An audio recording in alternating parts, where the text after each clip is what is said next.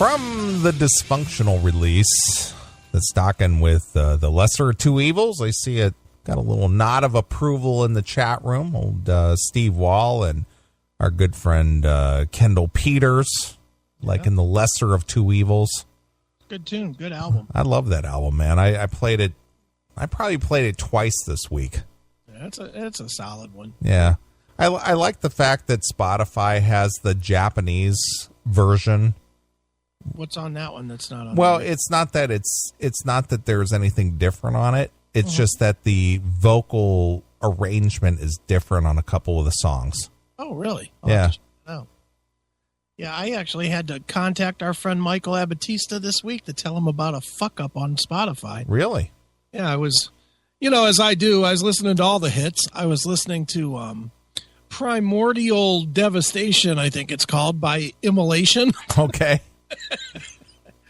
And the album it's from 2006 when they were doing remember when they used to do the voiceovers so that people wouldn't bootleg the music? Yeah, exactly. Or you'd hear half a song and it would you're say, listening to Spotify. Yeah, well, this was all you're listening to the latest from Immolation. Right. Buy it at immolation.com or whatever. And sure. So I shot him a message and said, "Hey, dude, you might want to check this one out." Right. And he was like, "Oh, let me get right on that." Sure. Well, I was was the first person in the history of Spotify to listen to that album, but I was texting back and forth with Don. Okay. And you and I have been on Don for literally years about changing up the set list a little bit. Oh, as long as I've known him, we've been saying that. Yeah, and I was just like, I was listening to Dysfunctional, and I was listening to Up From the Ashes, right, and just a couple other tunes, a couple other albums, really, the later stuff. Sure. And I get Don's dilemma that Dokken is an 80s band that made their most popular music in the 80s with the MTV hits and everything. I get all that. Sure. And a lot of people, just like what we were talking about Skid Row earlier, that they show up to listen to basically those two first Skid Row albums. Right, sure. The Sebastian Bach era. Right. And, I was saying, you really ought to add this song or this song or this song.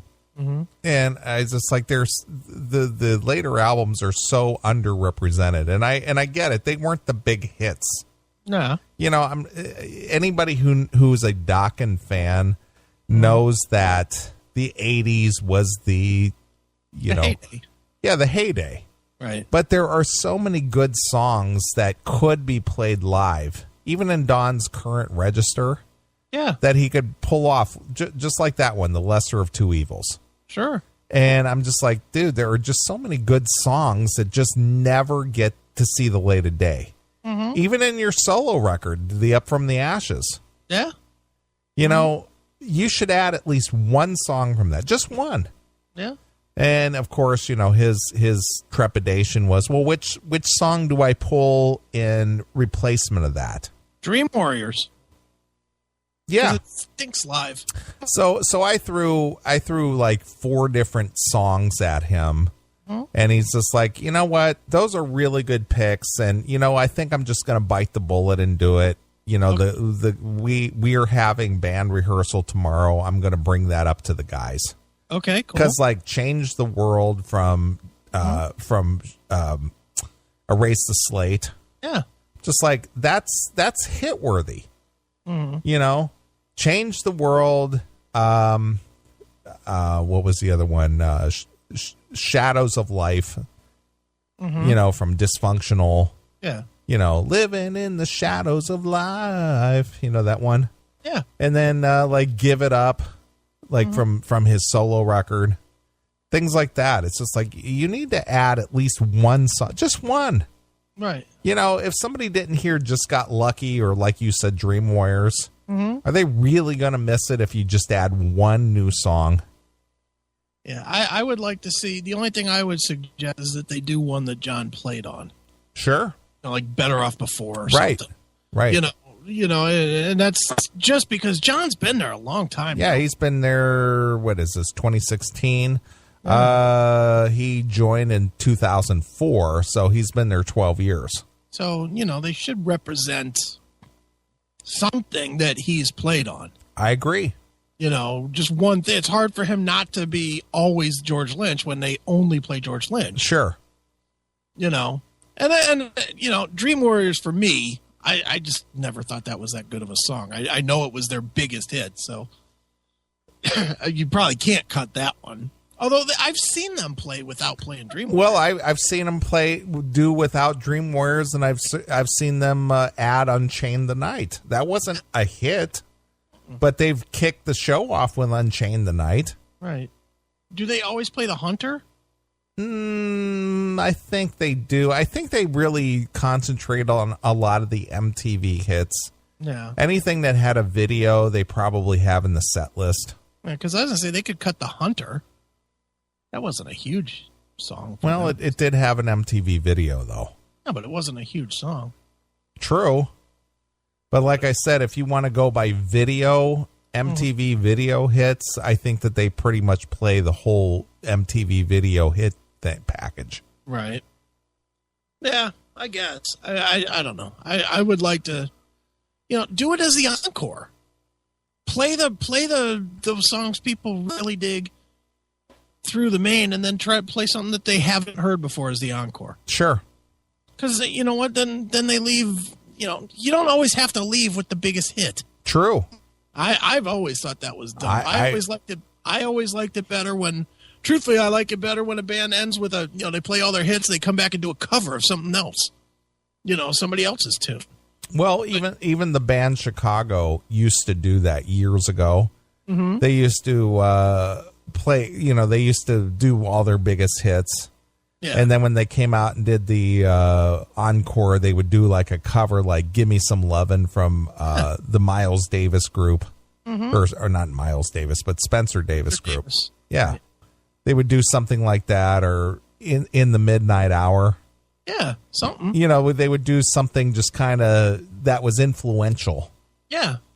But Dokken could, I'm not saying that Dokken should throw a cover in. I'm just saying that Dokken could end with a song from one of the newest albums, because that would give people a fresh taste to leave with. I agree. And then maybe buy a record. Sure. Well, one song that I really dug a lot that I think, is a good direction for them is a song that they released on that re-record of the greatest hits. Okay. It's Almost Over. Yeah. That was a pretty kick-ass tune. Yeah, that was pretty good. You know what I'm talking about? Yeah, I do. Yeah. So there's another one like School Bus or something. Well, that was a cover. But that was an original, what I'm talking about. Right, yeah. Mm-hmm. But it was written and performed in Don's current vocal register.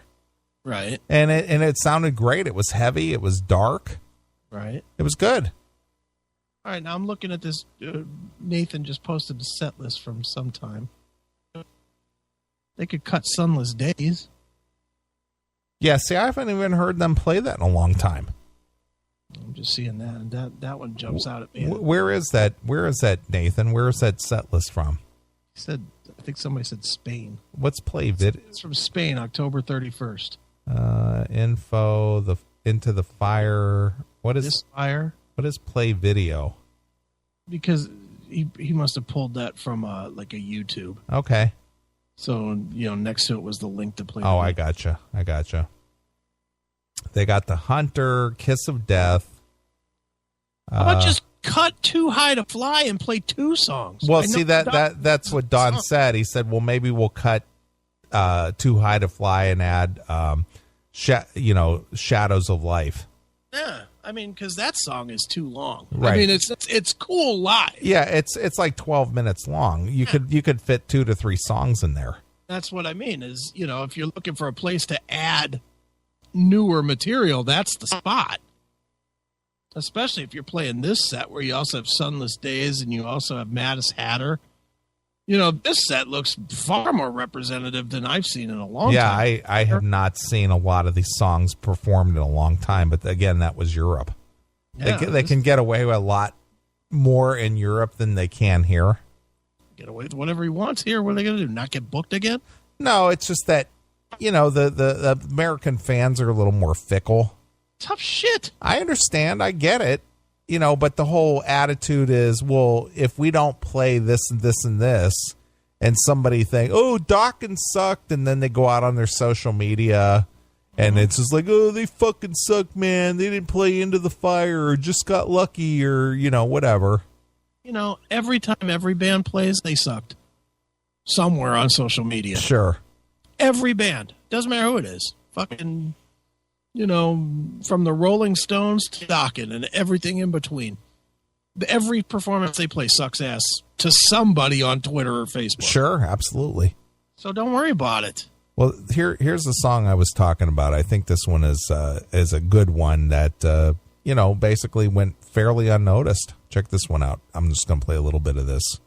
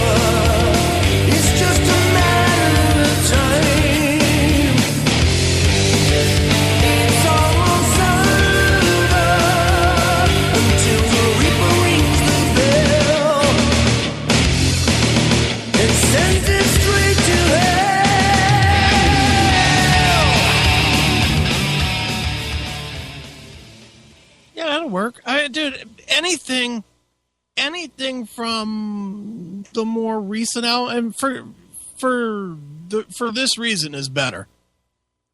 It will give them some stage juice that they probably don't always have. I agree. Because I know Don loves these tunes, and I know Mick does too, and John too, for that matter. But they've played them so many times. I know. Playing something that you just have not played will give you they'll be ready to get to that part of the set when they're going to play that song that's not fucking old.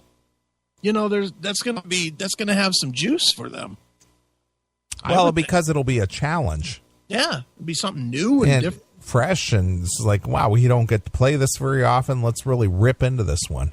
Yeah, and you got to work the crowd not knowing what the fuck you're playing, and there's a whole thing of that. I agree. Well, if they're going to continue on as a touring entity, in my opinion, they really need to, even if they just change out 2 songs, right? Just 2. Yeah. Go ahead and stay with the Just Got Lucky and It's Not Love and Alone Again. In My Dreams. I mean, of course, those are the big ones. Yeah, those have to be played. Yeah, but there's 2 or 3 songs that you could switch out and do something from the more current releases that are just like, holy shit, I can't believe they're actually playing that. Yeah. For the hardcores. Mm-hmm. But, and again, I go back to the Hunter. They don't need to play the Hunter. I agree. MTV Video or not, it was not a hit. Not a big hit. It's not one that if you grab somebody that's not a hardcore Dokken fan and say name 5 Dokken songs, nobody's gonna name the Hunter. So that song's available to be pulled away. Don't you think? Yes, believe me. We had a discussion about this, and again, when I see them in March, or is March? Yeah, March 19th. We'll be having that discussion as well as the discussion for the CMS 20th anniversary show. All right. Yeah, we got to get that moving. I understand, but I got to understand where they're at and what they're doing and what the year's schedule is going to bring. Right. So once I figure that out, then we'll figure out where we can do this and when and how and all that kind of stuff. Yeah. Works for me. Yep.